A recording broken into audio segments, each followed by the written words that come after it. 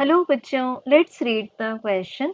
Choose a suitable shape of graph of the square of the velocity against the square of the acceleration in a given simple harmonic motion. So बच्चों given है हमें एक simple harmonic motion जिसमें कि मान लेते हैं particle का मास है m, SHM का एम्पलीट्यूड यानी कि मैक्सिमम डिस्प्लेसमेंट है a, टाइम पीरियड है t, फ्रीक्वेंसी है f, सो हमारे पास एंगुलर फ्रीक्वेंसी हो जाएगा 2 पाई f और this is also 2 pi divided by t. अब बच्चों हमें इसमें एक ग्राफ प्लॉट करना है जो कि ग्राफ किस किस के बीच में होगा, velocity square and acceleration square के बीच में होगा.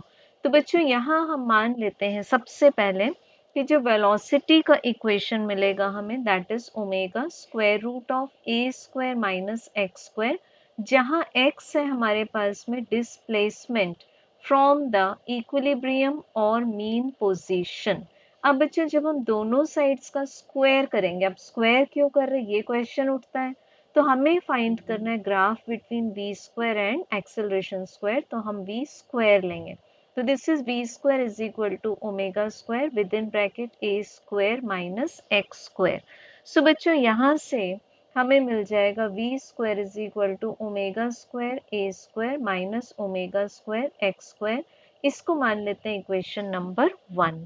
अब हमें एक्सेलरेशन इक्वल्स टू मिलता है SHM minus omega square x, तो इसमें भी दोनों साइड्स का स्क्वायर कर देंगे. So this is a square is equal to omega to the power 4 x square.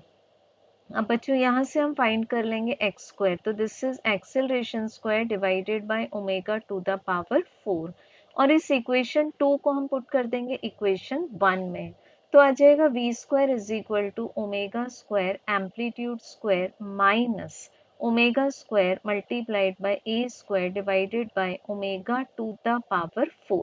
अब यहाँ से ओमेगा स्क्वायर कैंसिल हो जाएगा, तो डिनोमिनेटर में रिमेनिंग रहेगा ओमेगा स्क्वायर. अब बच्चों हम देख सकते हैं क्वेश्चन के पैरामीटर्स में कि एम्पलीट्यूड, एंगुलर फ्रीक्वेंसी, ये सब कांस्टेंट है. तो अगर हम v स्क्वायर को रिप्रेजेंट कर दें y एक्सिस पर, तो हमारे पास में omega square a square constant आएगा, तो इसको मान लेते हैं c. और यहाँ पर हम a स्क्वायर एक्सेलरेशन स्क्वायर को रिप्रेजेंट कर दें x एक्सिस पर, तो ये आ जाएगा हमारे पास 1 बाय ओमेगा स्क्वायर को हम क्या मान लेंगे, that can be treated as slope, तो ये आ जाएगा माइनस एम एक्स. तो इसको हम रिप्रेजेंट कर सकते हैं y is equal to minus M X plus C. तो बेसिकली हमें यहाँ पर एक स्ट्रेट लाइन का ग्राफ मिल जाएगा. स्ट्रेट लाइन के ग्राफ में जो स्लोप होगा वो निगेटिव आएगा, so correct answer will be option A. Thank you.